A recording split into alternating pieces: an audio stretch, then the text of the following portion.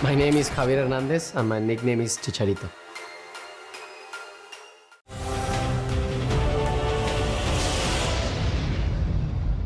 When Corsair launched their series of 4,000 cases and then their 5,000 cases, it was fairly clear what they were up to. Soon we'd see 3,000 or 2,000, which would be, say, micro ATX or even mini ITX. Instead, I have the Corsair iCUE 7000X RGB, which is a hulking great big e-atx case that can accommodate 480 and 420mm radiators. Not the direction of travel I was hoping for. Since the 4000D launched, the price has dropped quite significantly. You can now buy either the Airflow or the X with RGB for about £80, and that strikes me as decent value for money. The larger 5000 is available for £120 in Airflow or £170 in the RGB X version, which means loads of glass and RGB fans at the front. This iCUE 7000X RGB is expensive at a penny under £300. I consider that painfully expensive. There will be an Airflow version available at the time of launch for £239, which is considerably cheaper. So you may be wondering, what the heck do you get for your money? Before I dive inside the 7000X, I'm going to call on Rosie to peel the film off the glass on the side panel, the top and the front. Rosie, please join us. Thank you. Swing open the untinted glass door, peel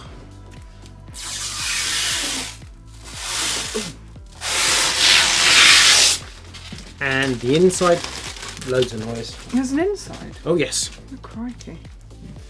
That's... much quieter. I like that one.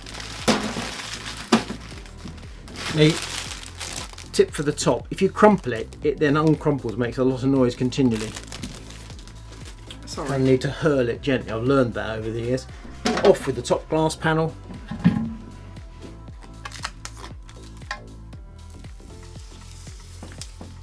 There you go.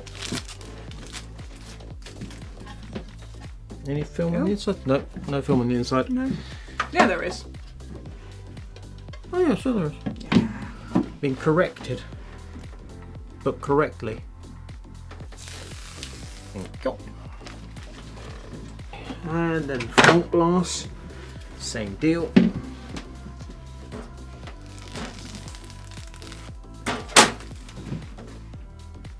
Is that another one or not? I've just done it. Done one, is there not one on the other side? There we go, and the other side. Indeed.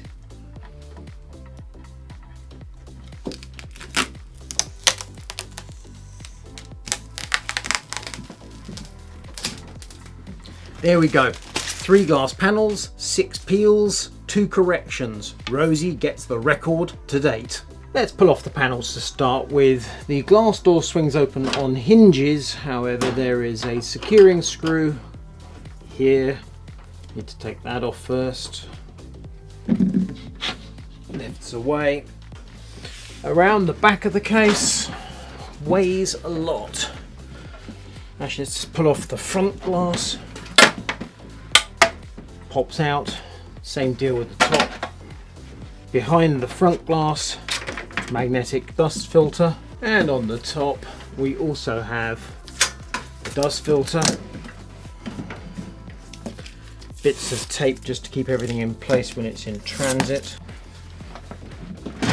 The back panel is steel, also has a securing screw. That's heavy. That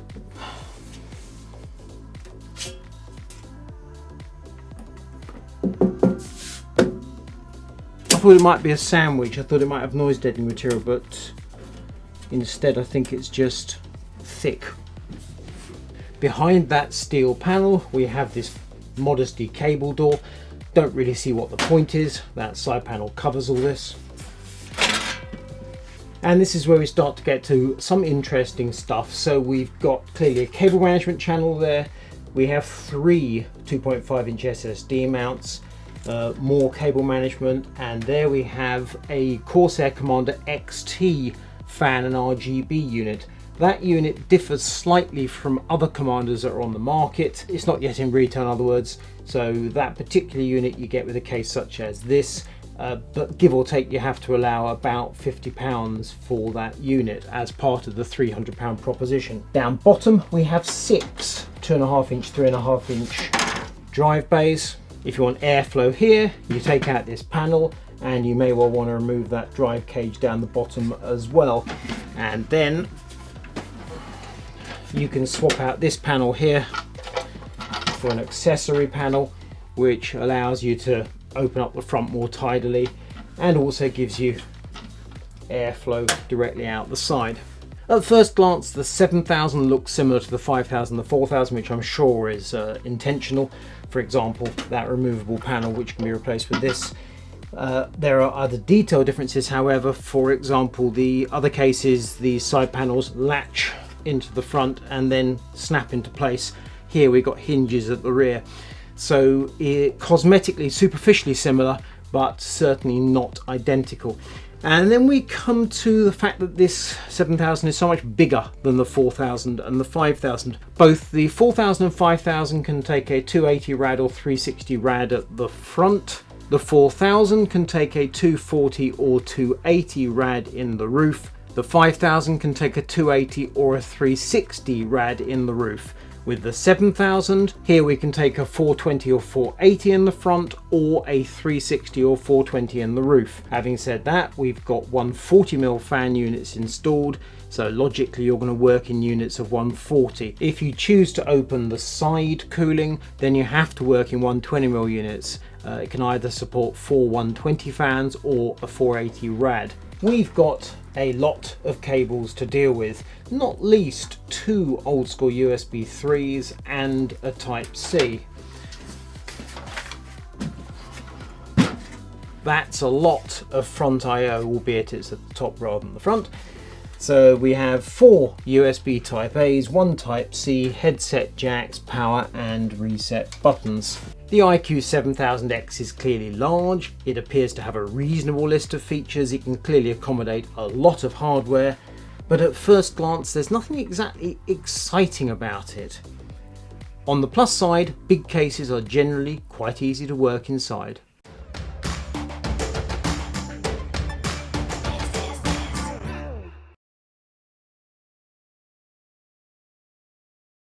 Before I build the PC inside the 7000X, a few more points of interest. The power supply shroud has this little window, which is actually a window. That acrylic or whatever plastic panel can be removed from the inside if you want, so you have the option of that being essentially sealed off or open. Not quite sure they've done that. Never seen it before in any case. Also in the accessory pack you get this vertical GPU mount that you can put there.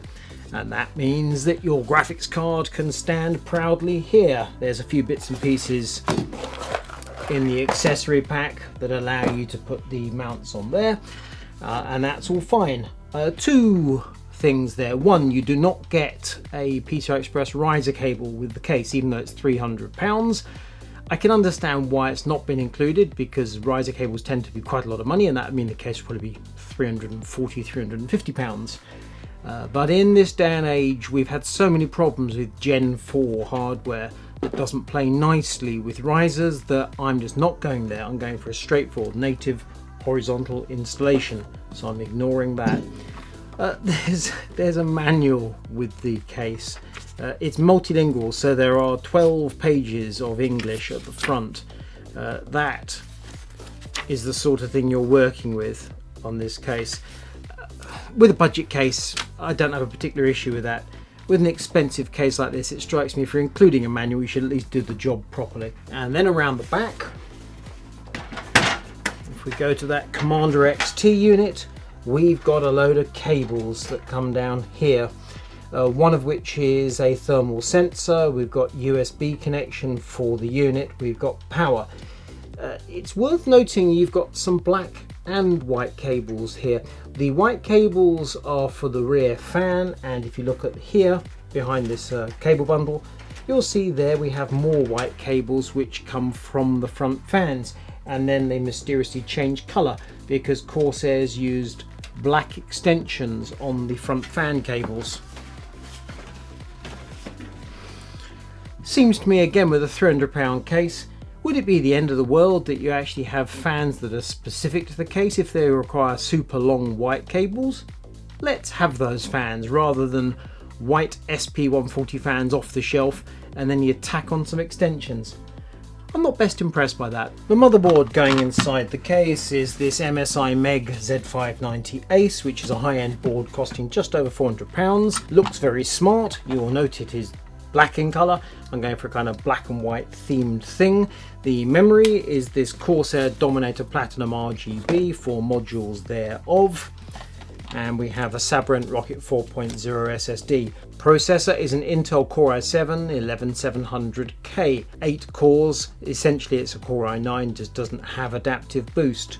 Graphics card is a Sapphire Radeon RTX 6800 XT. For the power supply, I've dragged my Corsair RM1000i off the shelf. It's a limited edition with Kit Guru's own number on it. And it is white in colour, which seems entirely appropriate for this case. That's most of the hardware I'll need. Once I've installed this hardware in the case, I'll then take a look at CPU cooling. That's the main components installed, and let's face it, this case just dwarfs the hardware. This RX 6800 XT looks tiny. So can you fit any hardware you want inside the chassis? Yes, absolutely. I've removed one of the drive towers from the rear to give the power supply and the cables a little bit more space, but I could realistically have fitted any components I wanted. CPU cooler I've chosen is this iCUE H170i Elite Capellix, which is a 420mm AIO, so 3x140. My plan is to install that in the roof of the chassis. So out with the radiator rack. Cooler in place, and we'll run it up. There's obviously plenty of space for a similar cooler at the front, but whether I put it in the front or the roof, I'm going to have either heaps of space here or loads of space there. That's the cooler.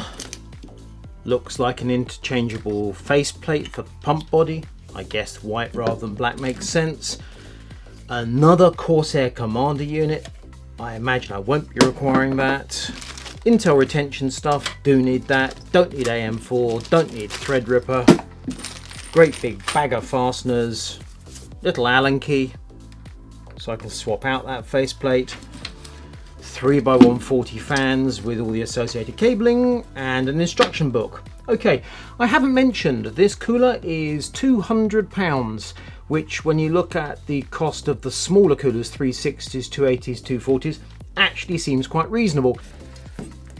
Right, let's lower the assembly in place.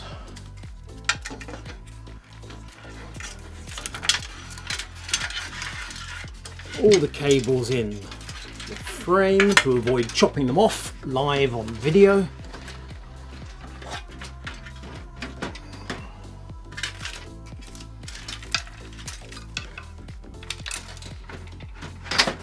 When I rashly said I didn't think I'd need this control box that comes with the H170i Elite Capellix, I was wrong. On the end of the control box we have this block connector, which marries up with that, like so. The Commander XT unit that comes with the 7000X case does not have this connector. I understand the XT might transition to some sort of super uber Commander that controls all the functionality, including this new Elite Capellix. So I am going to have to add this control box to the case to control the Elite cooler. Slightly aggravating, that is. Never mind. Onward. And there we have it. Just about ready to button everything up and fire up the new PC.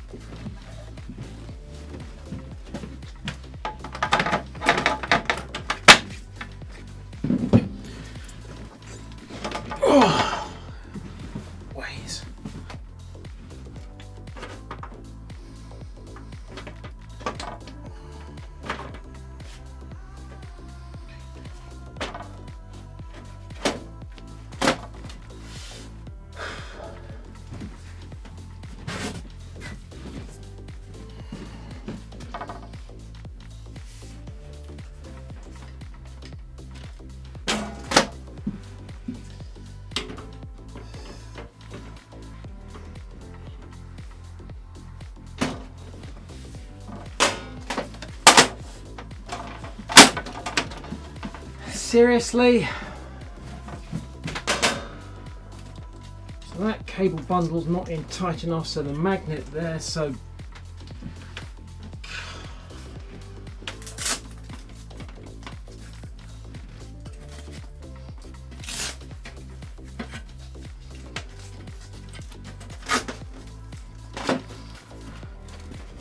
oh, come on!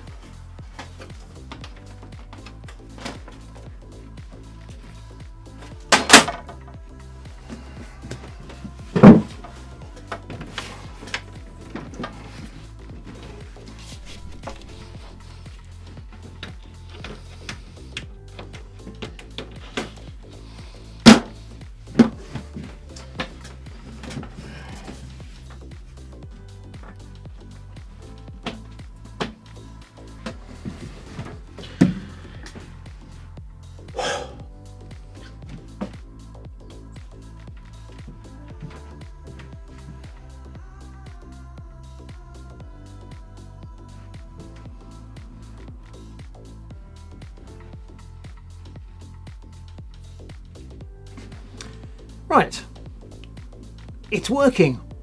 Temperatures inside this RGB case, i.e. the non-airflow version, are absolutely fine. The i7-11700K runs at 65 Celsius in the TimeSpy stress test, and the graphics card at 79 degrees, so that's exactly what I'd expect to see. Therefore, you can deduce the airflow version will either run cooler or, more likely, will run quieter at the same temperatures. What do I think of the case? Well, I've got a list of negatives, and at the moment I don't have a single pro. Expensive, undeniably. There's no integrated lighting in the case itself, it's all in the accessories, the fans and the pump. There are no clever features. So for example, Phanteks will have a dual system support or some other little wrinkle like that, or indeed integrated lighting. In this case, it's just a big box that's for putting stuff in. And in that sense, I find it slightly disappointing. It's got the cable management and so on around the back, but you saw that that wasn't exactly flawless. Took a bit of work. User manual, small and basic. Well, that feels wrong for an expensive case. On the other hand, there's not actually a lot to say. Pull off the panels, put your stuff in, put the panels back on.